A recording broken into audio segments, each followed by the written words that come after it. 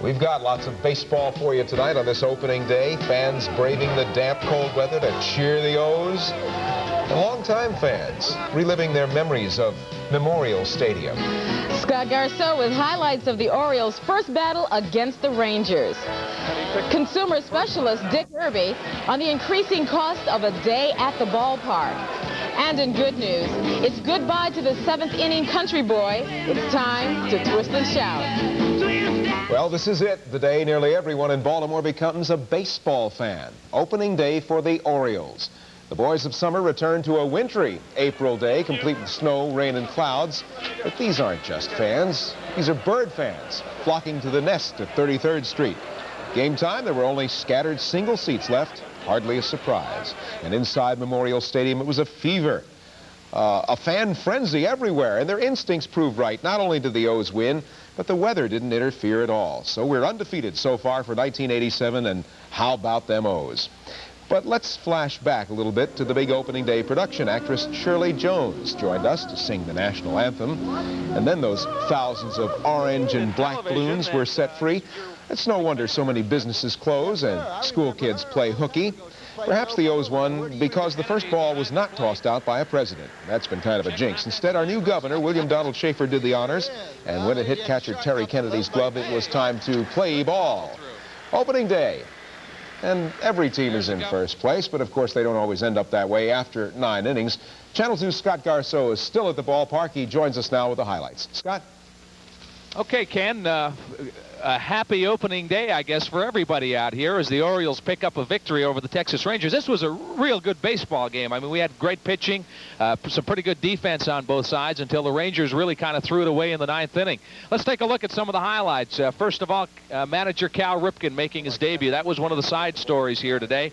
And in the 2nd inning, Freddie Lynn kind of showed us what rip ball is all about. Cal Ripken's aggressive baseball displayed here with Lynn with a base hit to right field, takes the extra base and beats the throw there from Ruben Sierra. Fred Lynn would then steal third base.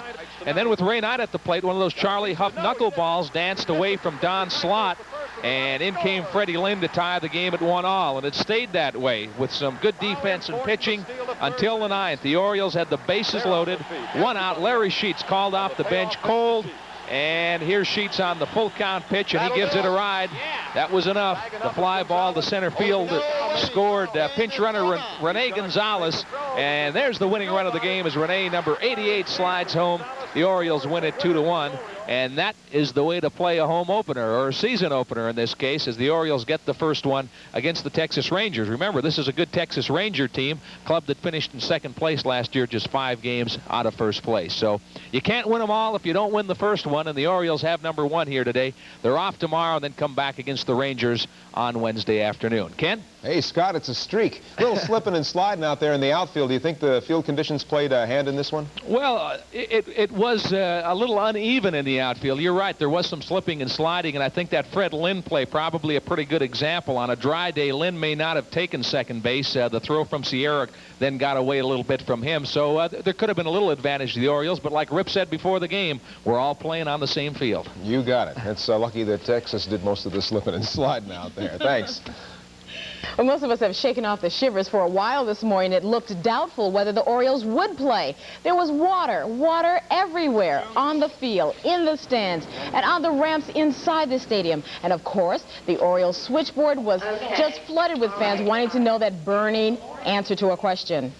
Well, Baltimore Orioles, the game is still on. But as you know, a wet field, soggy seat will not keep those diehard Oriole fans from seeing their ball club play. And right now, those fans are filing out of the stadium, onto the streets, into traffic jams. The stadium's parking lot was filled with all kinds of buses and limousines and all kinds of fans who braved the weather to be part of opening day 1987. So now it's up to some of Baltimore's finest to keep the traffic flowing. Ken? Opening day took on a kind of a special meaning to a lot of people out there at the old ballpark because the Orioles could be in a new home in about 2 years. While that's good news for most of the team faithful, Channel 2's Brad Bell found a number of fans who remember when Memorial... Relief Mike Boddicker with 7 2/3 innings, gave up only 5 hits and 1 run. Outstanding opener, and joining us now live from Memorial Stadium, Scott Garceau with an appropriate guess. I know. Scott? You're right, Martin. The man who made it all possible. A lot of Orioles contributed to this win, but this is the guy that had the final say, Larry Sheets. And I said Terry Crowley was down at first base. What, you look down and say, what do you do here, Crow? Well, this is a little different this year, but I'm sure he's been in that spot many a times, and I'm just happy to come out the way we did. You had a frustrating spring in that you didn't get as much playing time as anybody would like. What was it like stepping in cold in a game like this with so much on the line in the ninth inning? I think it all made up for it when when Rip says go do it, and he put you in that situation, and he had confidence that you could come through, and like I said, it was fortunate enough the fly ball went far enough, and was able to end it. What'd you do to stay warm during this thing? It wasn't real bitter, but at 40-some degrees. Well, anytime you get on deck and 50-some thousand people are screaming, it kind of takes the bite out of the cold, and it has a way of loosening you up real quick. You and I just talked before we went on. We talked about everybody contributing, but also noticed some enthusiasm that maybe was lacking in the past. How did it feel inside? I think exactly. I think last year Rip's talked a lot about it. Last year we didn't have 24 players coming and rooting for each other, and I think that's what we had today. And we were exciting. I think we did a lot of things, and we played hard. Tell me about the fly ball that won the game. What were you looking for? Full count? In that situation, I just kind of figured that if he throws the ball, the game's over, and he has to come at you. He can't he can't be kind of pick around here and pick there. So I felt like he was going to throw a fastball, and he did. And it wasn't great, but it was enough. Congratulations on the win today, and now you can enjoy your day off with the family tomorrow, right? Thanks a lot, Scott. Okay, Larry Sheets, the game-winning RBIs. The Orioles win the opener, and now it's a day off, and they'll get back at it on Wednesday. Martin? Okay, thank you very much, Scott. And, of course, congratulations again to Larry Sheets, who had the winning sacrifice fly. You know, actually, the first pitch of this Major League season was thrown in Canada. Cleveland opened in Toronto. Yeah. Big man for Cleveland was Lloyd Moseby. The fans on their feet.